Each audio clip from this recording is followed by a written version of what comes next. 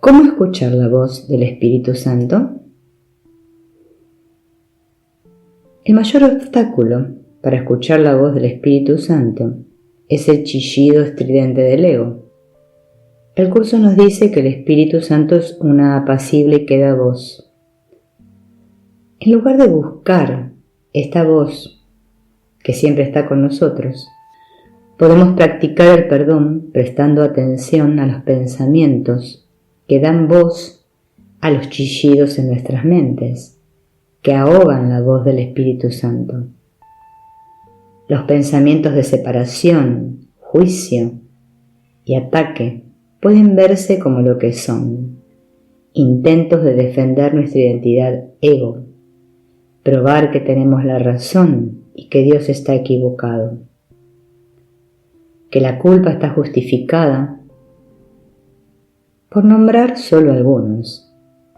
Reconocer estos pensamientos y aceptar la responsabilidad de haberlos elegido con el propósito específico de no escuchar la voz del Espíritu Santo es el comienzo de la práctica del perdón y de escuchar su voz.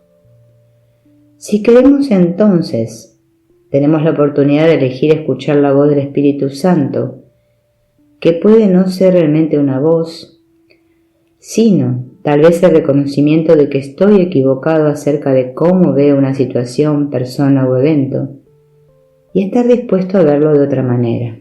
En este momento, entonces, el reconocimiento, la voluntad y el ver de otra manera es la voz del Espíritu Santo. Todos están llamados a escuchar al Espíritu Santo de esta manera. Pocos pueden escuchar la voz del Espíritu Santo como una voz real, lo cual no es necesario para la práctica del perdón. Cuando el curso nos habla de que todo el mundo tiene derecho a los milagros, pero antes es necesaria una purificación, los estudiantes del curso pueden creer que Jesús les está hablando de la purificación del cuerpo. Las experiencias pasadas de los estudiantes traerán a la mente todas sus creencias sobre el significado de la palabra purificación. Para algunos, esto puede significar la limpieza del alma a través del bautismo, o la expiación del pecado a través de la penitencia y el sacrificio. Para otros, purificación puede tener la connotación de librarse de los deseos humanos a través de la meditación y las prácticas disciplinadas. Independientemente de lo que uno crea, su creencia forma la base sobre la cual comienzan a construir su comprensión del proceso de purificación. ¡Qué sorpresa aprender, mientras nos abrimos paso a través del texto, que Jesús no nos está hablando acerca de purificar el cuerpo en absoluto? No podría hacerlo, ya que el curso enseña que el cuerpo es una ilusión. Y siendo una ilusión, no hay nada que tengamos que hacer con él o para él. El cuerpo no necesita ser purificado porque no es impuro. No hace nada, no es corruptible ni incorruptible. No es nada. Lo que es impuro son nuestros pensamientos, lo que significa que son nuestros pensamientos los que tienen que ser purificados, no el cuerpo. Y el método de purificación del curso es el perdón del único pensamiento de culpabilidad que nos mantiene separados del amor de Dios.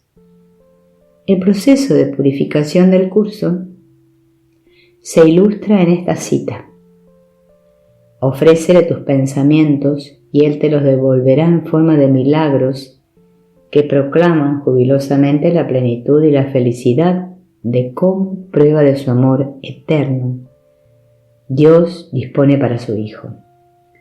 Y a medida que cada pensamiento sea así transformado, asumirá el poder curativo de la mente que vio la verdad en él y no se dejó engañar por lo que había sido añadido falsamente. Todo testigo de fantasía desaparecido y lo que queda se unifica en un pensamiento perfecto que ofrece su perfección por doquier. El cuerpo curado no es el punto de las enseñanzas de Jesús, ni debe ser el objetivo de nuestra práctica del curso. Jesús habla tanto del cuerpo no porque Él piense que es importante o real, sino porque nosotros creemos que es importante y no hemos reconocido su propósito en la estrategia del ego de mantenernos alejados de nuestras mentes.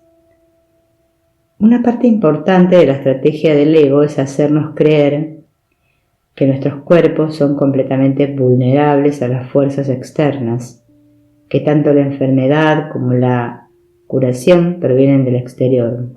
Por lo tanto, Jesús está corrigiendo esto al enseñarnos acerca de la relación de causa y efecto entre la mente y el cuerpo. Ese es el punto de todas sus referencias a un cuerpo curado. El enfoque realmente está en el poder de nuestras mentes, no en tener un cuerpo curado y completo. El milagro no tiene ninguna utilidad si lo único que aprendes es que el cuerpo se puede curar, pues no es esta la lección que se le encomendó enseñar. La lección que se le encomendó enseñar es que lo que estaba enfermo era la mente, que pensó que el cuerpo podía enfermar. Proyectar su culpabilidad no causó nada ni tuvo efectos. Este es su punto. Pero él nos está enseñando sobre el sistema de pensamiento del Espíritu Santo en el contexto de lo que mejor sabemos y podemos relacionarnos, y para casi todos nosotros ese es el mundo de los cuerpos. Él usa así nuestros cuerpos para enseñarnos, en última instancia, que no somos cuerpos. Sin embargo, esa conciencia llega al final de un largo proceso que para la mayoría de nosotros lleva muchos años en completarse. Simplemente ignorar nuestros cuerpos, por lo tanto, sería negarnos una multitud de oportunidades para aprender y aplicar los principios del curso. Nuestras necesidades y experiencias físicas, psicológicas, constituyen el plan de estudios que Jesús puede usar para enseñarnos cómo interpretar y percibir nuestras experiencias corporales de una manera que nos ayude a deshacer la separación en lugar de reforzarla. Mientras sigamos pensando que sin oxígeno y alimentos moriremos, entonces todavía creemos que somos cuerpos y sería perjudicial para nuestro avance espiritual ignorar o desestimar lo que todavía creemos que es real. Como Jesús dice, el cuerpo es sencillamente parte de tu experiencia en el mundo físico. Se puede exagerar el valor de sus capacidades y con frecuencia se hace. Sin embargo, es casi imposible negar su existencia en este mundo. Los que lo hacen se dedican a una forma de negación particularmente inútil. El enfoque está siempre en el entrenamiento de nuestras mentes y en la forma en que pensamos, de modo que al final simplemente ya no elegiremos ser limitados. Esto es muy diferente de simplemente ignorar el cuerpo. Como él dice en la sección Más allá del cuerpo, lo que realmente sucede es que has renunciado a la ilusión de una conciencia limitada y has dejado de tenerle miedo a la unión. Él nos está enseñando cómo llegar a esta etapa.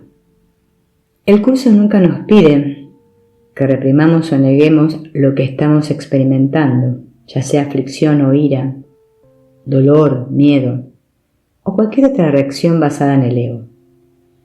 Pero antes de que podamos cambiar de mentalidad acerca de nuestros sentimientos, primero debemos entender qué propósito tienen y por qué hemos elegido experimentarlos.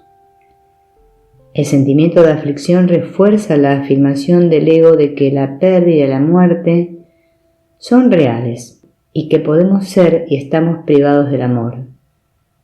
nuestra experiencia clama que Jesús está equivocado, que hemos sido heridos y abandonados y dejados a nuestra suerte. No se nos pide que neguemos que esta es nuestra experiencia, pero eso no la hace real.